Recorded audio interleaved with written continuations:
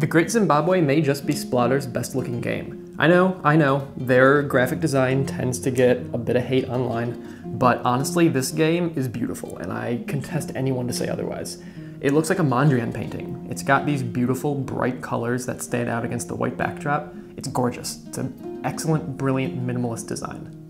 The Great Zimbabwe uses a really cool push and pull system with its victory points.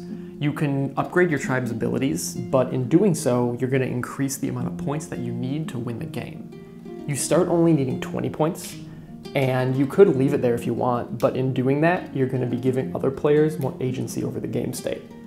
And you could, of course, go the opposite direction too and upgrade your tribe to your heart's content. But in doing that, you're going to be raising your victory point requirement, and if you raise it too much, that might end up making victory ultimately more difficult for you and not worth that initial investment. It's a really cool system. It's kind of a tightrope you need to walk, and what you need to do will change game to game. The Great Zimbabwe has a bunch of really cool cards that players can pick up to increase the abilities of their tribe in the form of god cards and specialist cards. They're all powerful, they're all good, and they're unique, so each time one is taken, the other players won't be able to take that for themselves that game. You might take Anansi, the trickster god, which allows you to pay less cattle for buying goods, or maybe the shaman that allows you to place new resources on the map.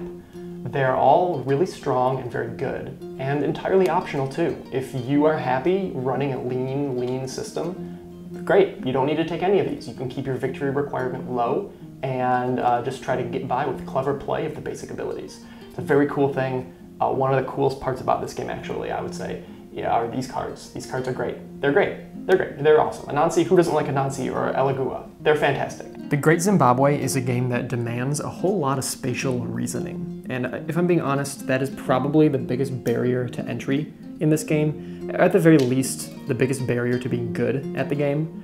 It requires that you are able to evaluate a pretty blank map at the start of the game and figure out how you can achieve the goals that you need to win. And that can be really hard for some people. It was hard for me at first, definitely. And I'm still no expert. But I think that's something that makes this game sort of work alongside abstracts like Go or chess or other such things. Just the ability to reason out moves on a more or less empty board. Great Zimbabwe is one of my favorite Splotter games, maybe just below Food Chain Magnate, but it's a game that really hits me and it gets me in just the right spot, right below the heart, usually. And I think there are a couple of reasons for that, other than the game itself, like the mechanics, which are amazing. I think that one, it plays quick. Not 15 minutes quick, but less than 2 hours, which is nuts for a game of this depth and complexity. 90 minutes is usually what my games clock in around. And secondly, it works great at just about any player count. 2 players, 3 players, 4 players, 5 players. It's fantastic. If it's just gonna be you and one person playing, this game's great. If it's gonna be a full complement of 5, this game is solid too. It's worth playing at any player count that it supports. And I mean, I didn't even mention stuff like you get to play fun auctions. If you like auctions, this game's got them every turn. You get to put little cattle all over placards, and you don't get to do that very often, if you ask me. You know, it's a very special thing. The Great Zimbabwe is a game worth dropping the money on. The hardest part is going to be figuring out that initial strategy. There are only 2 ways to score points, really: building monuments and upgrading monuments. That's easy to figure out. What's hard is figuring out how to leverage that to gaining points and winning.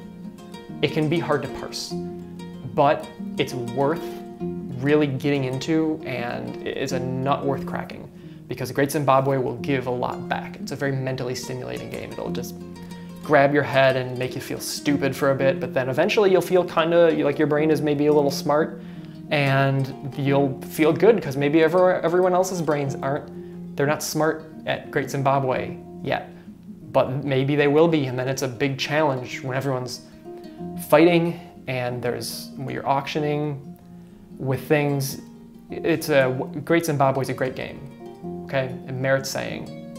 It's not called the OK Zimbabwe. It's the Great Zimbabwe.